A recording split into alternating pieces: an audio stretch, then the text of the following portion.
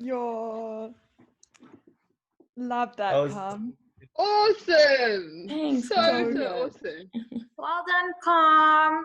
Like your capitalist mindset. I was like, I don't know. Oh my gosh. oh, drop mic now. I was like, what? I am trying to grow my CV. I need to stop working. Yeah. And that was really something that I'm actually going to take after this, because I think a lot of us are so focused on making it and all of that. And then it's like we neglect what's really important. Yeah, I also think, I think we all No, do. 100%. Charlotte across the room, he said capitalist mindset. I was like, she's coming for the capitalists. And like, You know, people always want to say, well, in real life, you're not going to have extra time, or you're not going to have this help. And, you know, I think people, I would just like to debate that a little if people want to. And also just, you know, do people associate people who have divorced parents as people who have like relationship baggage? And those are just 2 thinking points I thought I'd throw out there. no, great. That's basically what I was going to talk about. So I also think the language that comes with disabilities, which you mentioned, was really important. The language is such an important issue because a lot of the words used are really, really harmful and really don't support the growth and, you know, help that people with disabilities need. And I think it's a really important issue because, for instance, my sister's had motor skill problems. We're not quite sure where it comes from, because she had epilepsy when she was a kid, and we think that might have affected things. But in terms of that, and in terms of, so she's sort of writing is slower for her and processing information as well. So she had extra time, and she used to get like really picked on by teachers, as you said, you know, in your thing, teachers saying, oh, you know, you need to be neater, you need to do all this sort of stuff, when it's like, she's trying her hardest, that's what she does, she's incredibly smart, she used to be told that she wasn't smart enough. She's a very accomplished lawyer right now, about to start her master's at one of the best, you know, universities in the Netherlands. So what were they trying to achieve there? The only thing they try to achieve by putting people down with those kind of disabilities is to, put them down and make sure that you don't grow. Because what if you kept believing that? You know, Carmen, like, what if you kept believing that? And it's an awful thing. It's an awful thing to think. On that is like when society constantly conditions you to think that you're someone that's not able to, and they're constantly questioning if this is your work or why are you doing this, it's so difficult to believe in yourself, and that leads to that performance anxiety that I was speaking about, and a lot of other things is, and I'm sure your sisters experienced that too, is it's like, well, you know, what am I doing if everyone's asking me what I'm doing here? And you will have extra time in your work. The thing is, you probably work a lot harder than anyone else. I know my sister does. Right? Yeah, well, I've always said that I'll find a job where I can go at my speed, and if I can't find that, then this isn't the place I want to be. So that's just how exactly. And I think that's a really big issue, is that people think, oh, you know, you're just pandering to people. No, if there's something wrong with the system, if people cannot fit within the system, there's something wrong with the system, not the individual. And people don't seem to understand that or get that, and I think they must just shut up. Also, just to add on that, my younger brother has also had like dyslexia when he was younger, so I also do have quite a good understanding of how it affects the way you think, and just like, you know, school performance and stuff, which is something I always find strange. Like, why is this system created where we judge people by the results, their math results or their science results, whereas they're so creative in other avenues, like whether it's sports or, I don't know, gaming and art and, you know, other things. And just to also, to connect that to the thing that I was going to mention was the mindset. And I think mindset is something that's really, really important. And, like you've both already mentioned, it's, the type of language that you use and what you internalize as an individual who is, I think even the term like disability, it's so like, oh my God, there's something wrong with me. I'm never going to be like everyone else.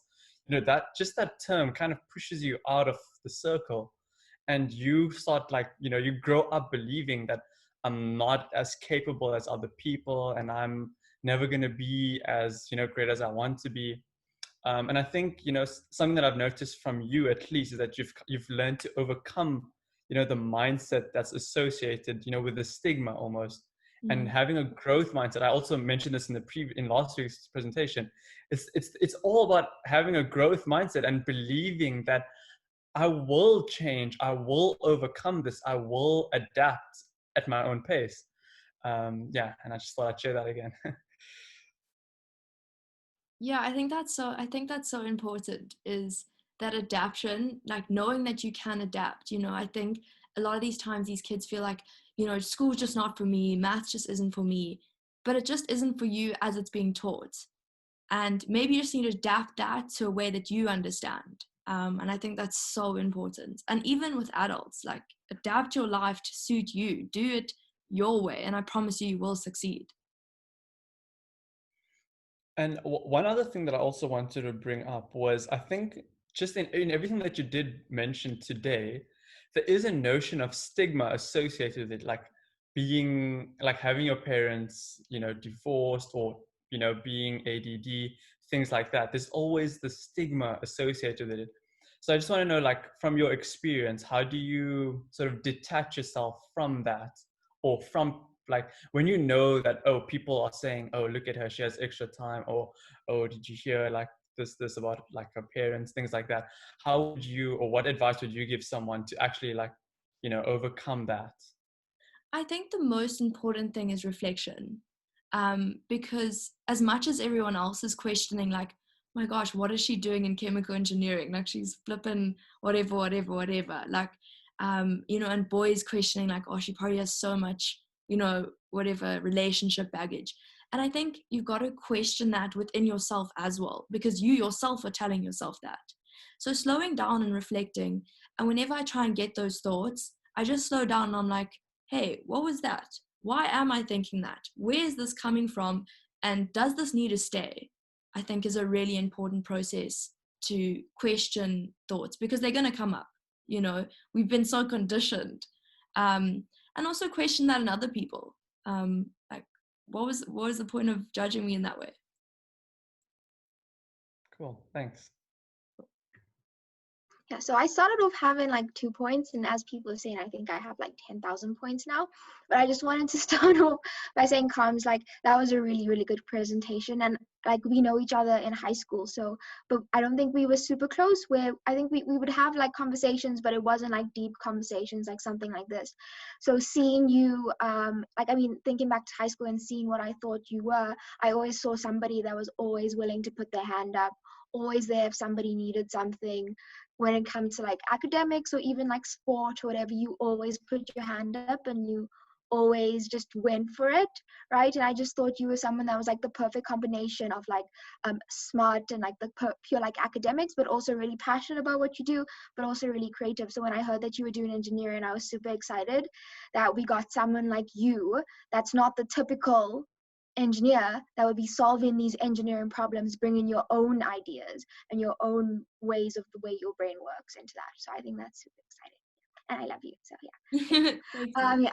Next thing was, I really like what you said about categorization instead of diagnosis, right? Because I think it goes back to the idea that we always have people in certain boxes of the correct box, and anything that's not correct, or the society deems as correct, is other. And then it's like abnormal, or like you said, diagnosed, right? So I really, really like that. And I think that word of categorization could be used in so many different other forms. Like I'm thinking of like maybe even mental illness, personality disorders, take away the term disorder. Yeah, and I think right? it's shocking to me that we are using the term diagnosis for a disease like malaria, let's say, and for someone who literally thinks differently. you know, I don't know how we are using that word to say, oh, you got bitten by an infected mosquito. Oh, but your brain's wired slightly different to the academic system. It just doesn't make sense, and it's so harmful. Yeah. And then actually the third, oh, sorry, Naledi, go ahead. I just want to say also on that point is that no one is ever denying that you're going to be categorized in different ways. Yeah, and it that's helps just so how many we are. people to be categorized. So like when you, sorry, just one thing I want to say quickly, is when I think a lot of people get so frustrated and they're constantly doing badly. They don't know why they can't read. They don't know why they can't get their life together. It's sometimes such a relief to hear that you're ADD, or to hear that you have whatever, you know, learning categorization, because it finally makes sense. You can finally be like, oh, so it's not just me, it's this thing. But at the same time, it's so dangerous and so harmful. yeah, and I think that has a lot to do with Abdullah saying stigma. Straight up, stigma is the issue, because even if we say diagnose is, you know, the word that's the issue, look at something like HIV. Yeah. Still shouldn't be I think stigma is the issue. Definitely language, and that's a massive issue. But yeah, I think Yeah, I hear you stigma on is a that. big problem. I also think something that's interesting in this regard is maybe also teaching people how to manage with what they are like categorized as opposed to like medicating every issue, which I suppose medication does help with a lot of people, but with a lot of children it has like severe harmful impacts on them. And I think also like in our current system there is a focus on more academic based, high pressure schools that like are achievement focused and like marks driven, and I think that's not always the fit for everyone. But then again, also like ADHD or ADD can mean different things to different people. Like at a stage I was seeing a therapist and she said that it sounded like I had lots of the characteristics of ADD, which was like things that you would never pick up because I seemed to be very like together and very like, you know, do well academically and things like that. And so I think that, I mean, I was never formally diagnosed, but it was almost something that helped me to hear that, because I was like, cool, like I can beat this, like I can form like habits that will help me. And like, I mean, not necessarily that I always do that and I'm not very good with routine, but like, you know, it's almost empowering to hear that so that you can try and like form or adopt things that you know will help you to like manage this. It stops becoming a personal flaw and it becomes something a bit more distant from your character, which I think is always so great. That's so true. It's like not like I'm always late, I'm a bad person, like I'm doing this, I'm doing that. It's more like, oh, maybe like it's possible that I have this thing that might make me do this, but I can like, you know, do this to try and help it, you know? Yeah, exactly. So. And especially I think for me, being like people would say I'm inconsistent or too much or stuff. And I used to think it's such a characteristic flaw of who I am. Like I, Carmen, am rude and late and inconsistent. But then I started to realize, no, this is the way I'm wired, and I can do X, Y, and Z to become better and to fit into what society says, you know, is not rude and not inconsistent. So yeah. And that, I mean, also with me is that I constantly, because I'm very high energy, I'm very in your face. You know how many times people call me ADHD, ADD. Why do people think that they can categorize people when people have whole degrees and years of studying the brain? Who are these people? Who are you? No, and it's very interesting because my sister used to fight me. She's always been my fighter. She used to fight her friends and say, you can't say that people are disorders or this, you know, any of this stuff. You can't just place labels on people. I mean, this is her in grade 6 or something. Like, she was all about that. Don't place labels on people when they are just a certain way. And I thought that was a really good point. She used to say, don't put things on people just because they're a certain way. And, you know, it worked out because ADHD equals this sort of type of person, when it doesn't, because I definitely don't have it, right? So it's that's also not a problem, which comes with stigma. But anyway, I think, you know, alongside with people, you know, categorizing certain people as something which medical teams have to literally make huge calls about, is people trying to prove that you're not.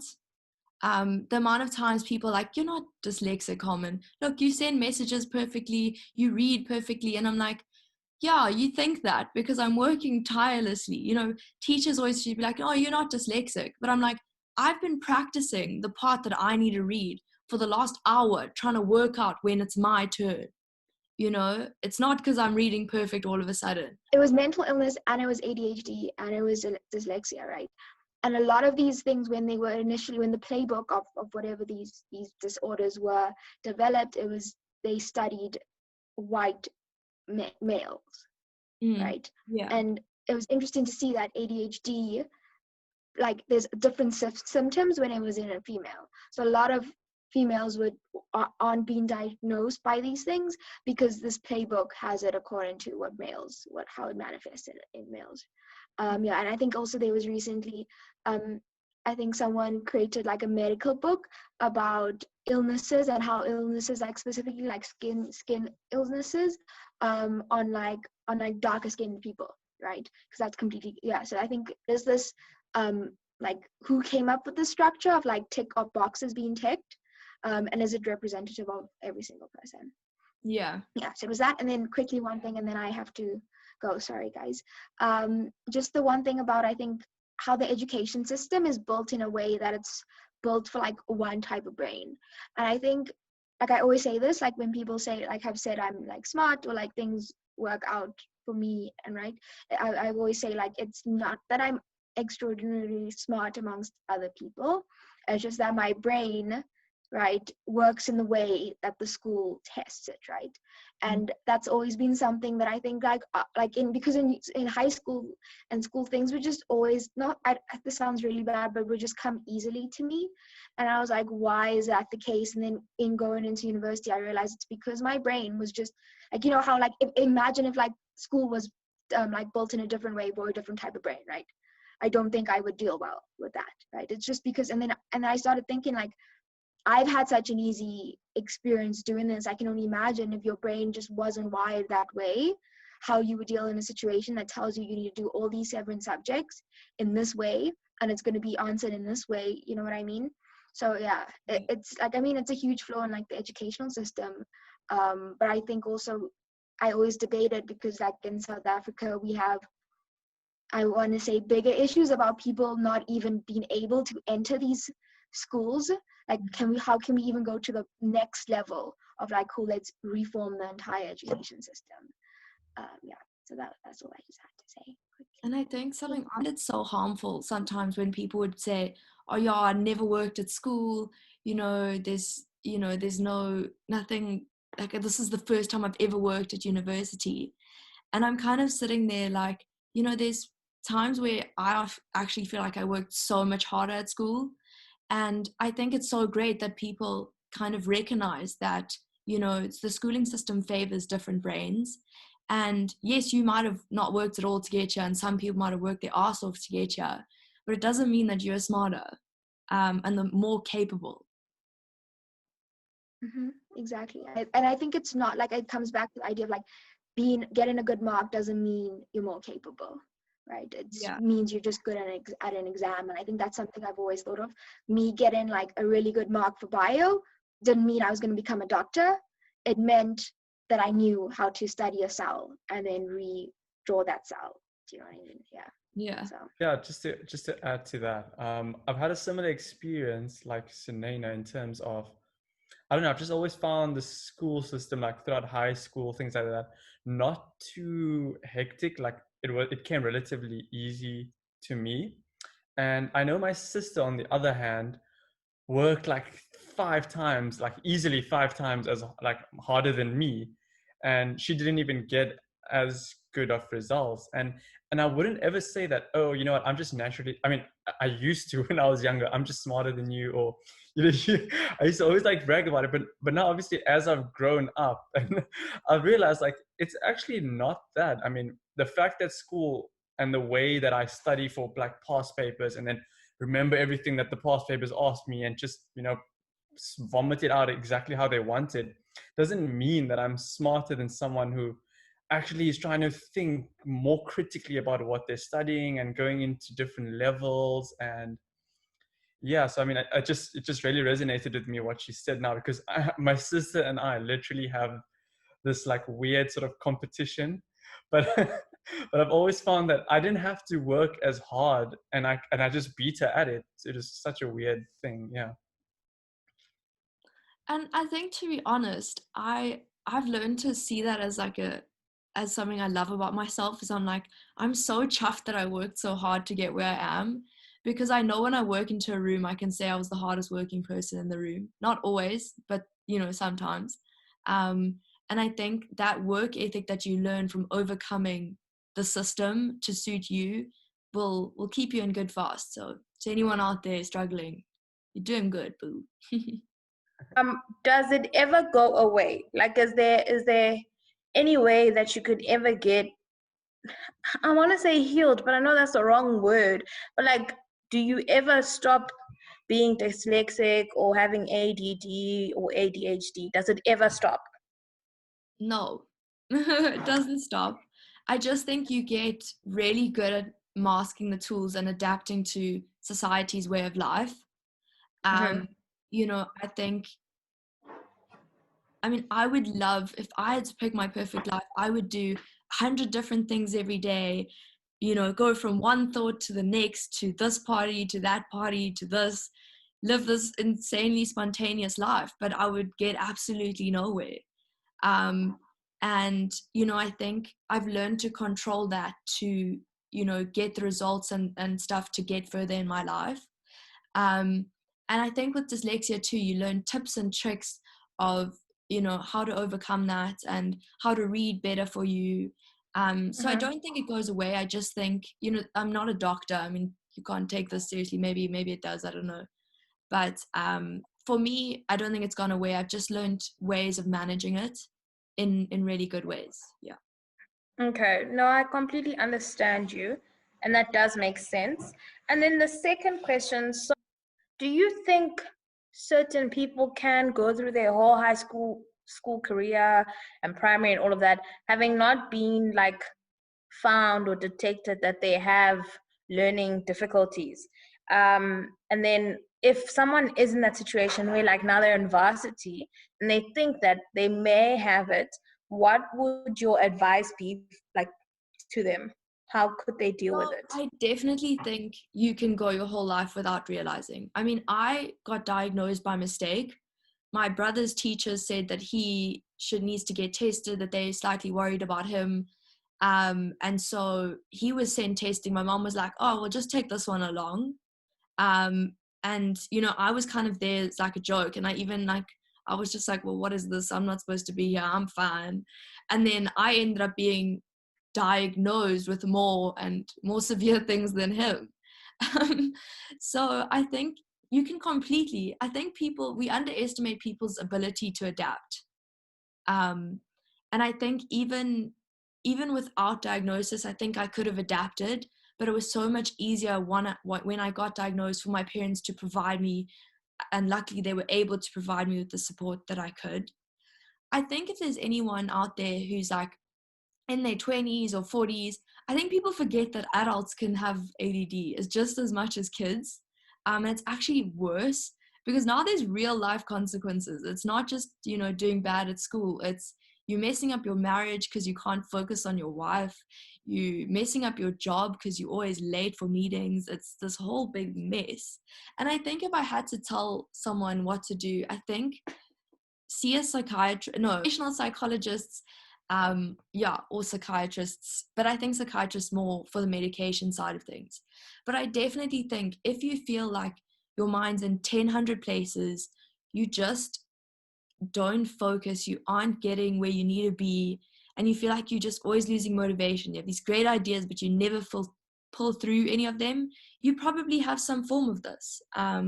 And yeah, I think getting the help sooner than later is definitely something you should do. I've read a really good book called Driven to Distraction by a psychiatrist who specializes in ADD. And they will be able to run the tests for you, check what's happening, and, see in what ways you can adapt your life to be better. I also think it's important to remember that this is a spectrum.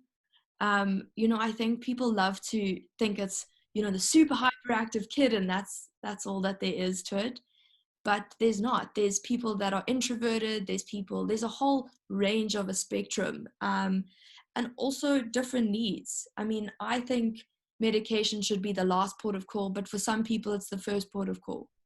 So, yeah, it's an adventure. So definitely check it out, folks.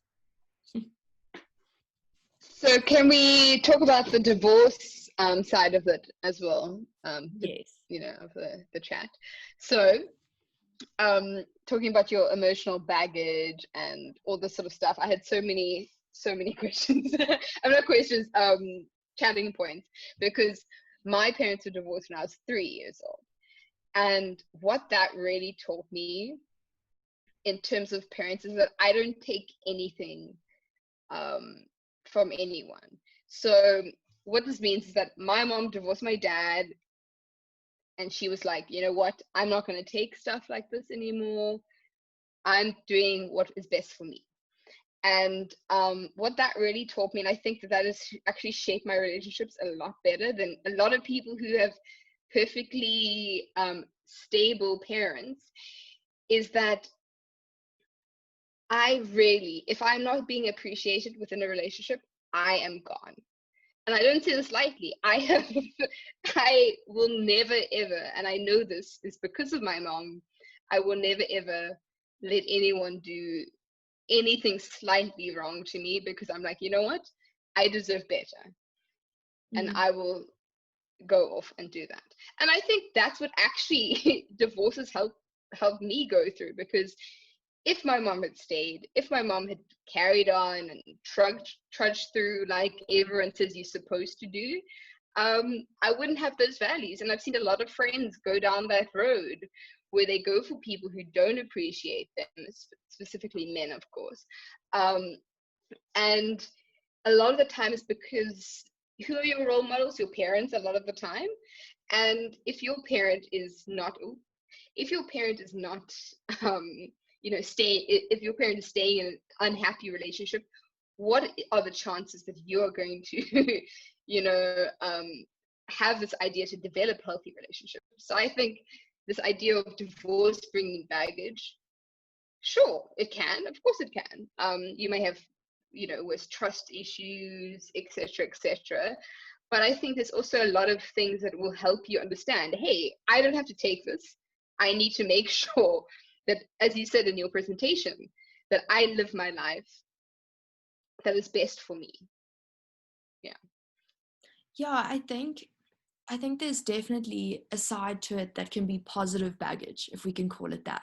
I mean, I've definitely noticed that too. I know what I want, and if it's not what I'm getting, then I don't need to stick around. I think we also understand that things are fleeting. I understand that things can end, people can disappear, and I don't pin my whole life on one person. You know what I mean? I constantly focus on being an independent woman, having my finances in control, having my life in control, so that I'm always in a strong position to get out of whatever situation I'm in. And I think that's definitely because of my mom and what happened with my parents. I also think you learn to not, how can I say, I've learned to put a lot of emphasis on finding someone that is going to meet all my requirements in a romantic relationship. I think a lot of people whose parents aren't divorced are like,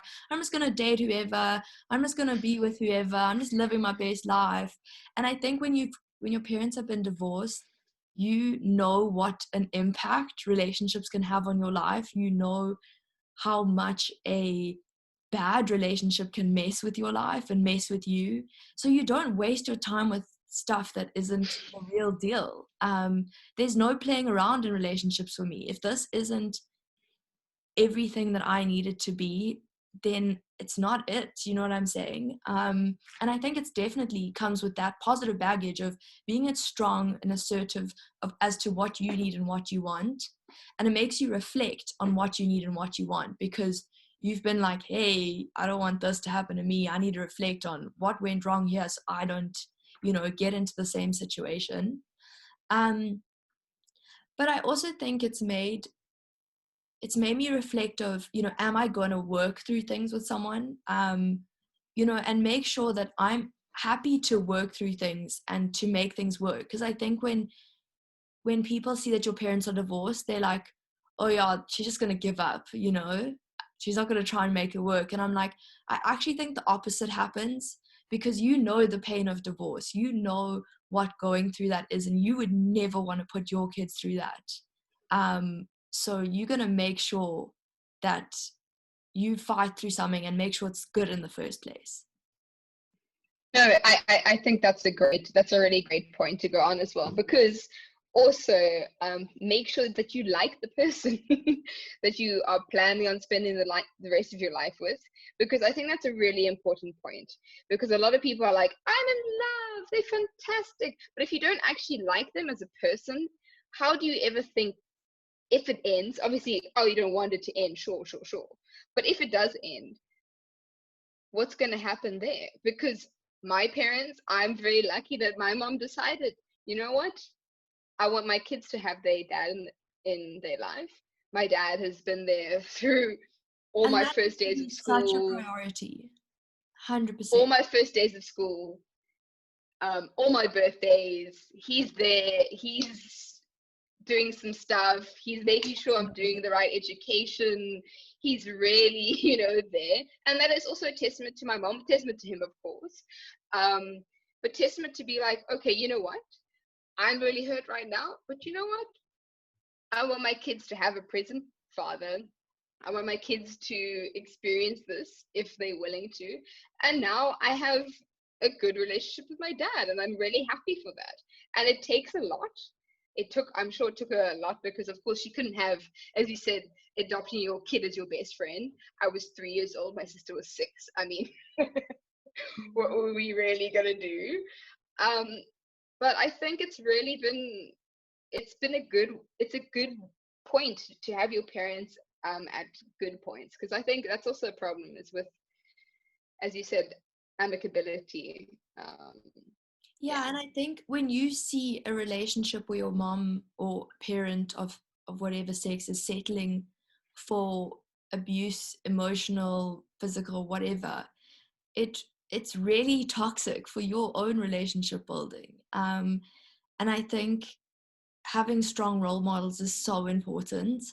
And just to reiterate, whatever you're going through as a parent who's getting divorced, I think trying to keep that parent involved, keeping the relationship amicable is the most important thing. And I'm so grateful that my parents made that a priority. And I mean, no one's saying that it's perfect, no one's saying anyone's not hurt, but it's the fact that we can still just have a bit of that unity even when things feel very apart. And that's redefining your idea of family, I think. Yeah. It's a really good idea. Mm-hmm. Yeah.